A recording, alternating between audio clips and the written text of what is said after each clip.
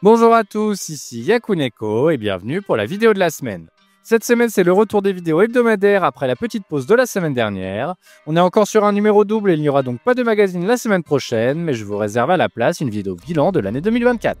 N'hésitez pas à vous abonner si vous ne voulez pas manquer ça. J'espère en tout cas que vous avez tous passé de très bonnes fêtes et sur ce, je vous souhaite une très bonne année et une très bonne vidéo.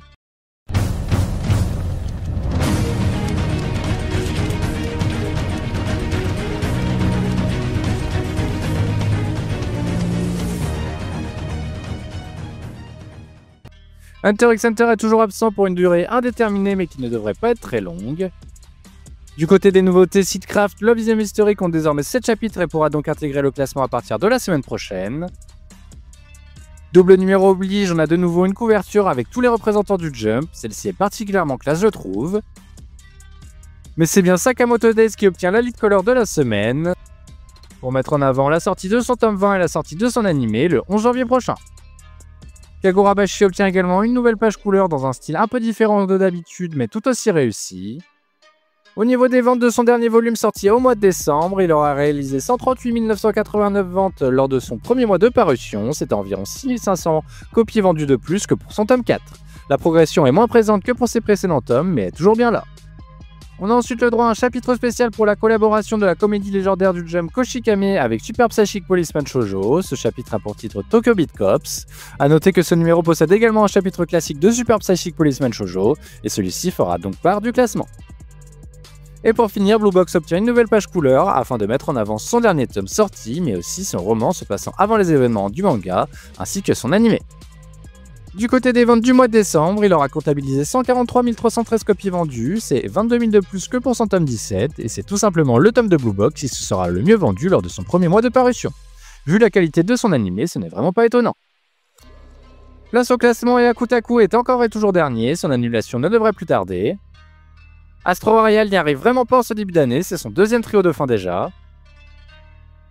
Avec 21 138 copies vendues, son tome 3 réalise 6 000 ventes de moins que son tome 2 à la même période, c'est assez inquiétant. Comme je vous le disais, Super Psychic Policeman Shoujo prend aussi part au classement, mais malgré sa collaboration avec le grand Koshikame, il reste dans le trio de fin cette semaine. Ichi the Witch se retrouve une nouvelle fois dans le bas du classement cette semaine, c'est assez étrange au vu de sa popularité au Japon. Les premières estimations des ventes s'annoncent d'ailleurs très bonnes et il est en rupture de stock partout. Imaten enchaîne 3 12e places consécutives. On analysera également les ventes de son nouveau tome sorti au mois de janvier dans 2 semaines. Une chute des ventes pourra compromettre son avenir. Witchwatch fait clairement le yo-yo en ce début d'année. Je pense n'avoir jamais vu un manga perdre 10 places en une semaine, mais c'est maintenant chose faite. Il était premier dans le dernier numéro et se retrouve donc 11e cette semaine. Undead Unluck revient de page couleur à une assez triste 10e place, c'est son moins bon classement de ce début d'année. News Exorcist remonte enfin et parvient à intégrer le top 10 avec cette 9e place. Au niveau des ventes de son tome 7, il réalise un premier mois très similaire à celui de son tome 6. Mission Yozakura Family conserve sa correcte 8e place cette semaine. Et au niveau des ventes, avec 41 383 copies vendues en décembre, son tome 27 fait 7000 ventes de plus que son tome 26. Et encore plus impressionnant, Mission Yozakura Family n'avait plus atteint les 40 000 copies vendues lors de son premier mois de parution depuis le tome 12. À l'image de News Exorcist, Kill Blue parvient enfin à remonter dans le classement et d'une bien belle manière avec 7 places de gagnées. Nien Roboko gratte une petite place et est donc 6ème cette semaine. Shinobi Undercover perd quant à lui une place mais parvient tout de même à rester dans le top 5, ce qui n'est vraiment pas rien pour une nouveauté.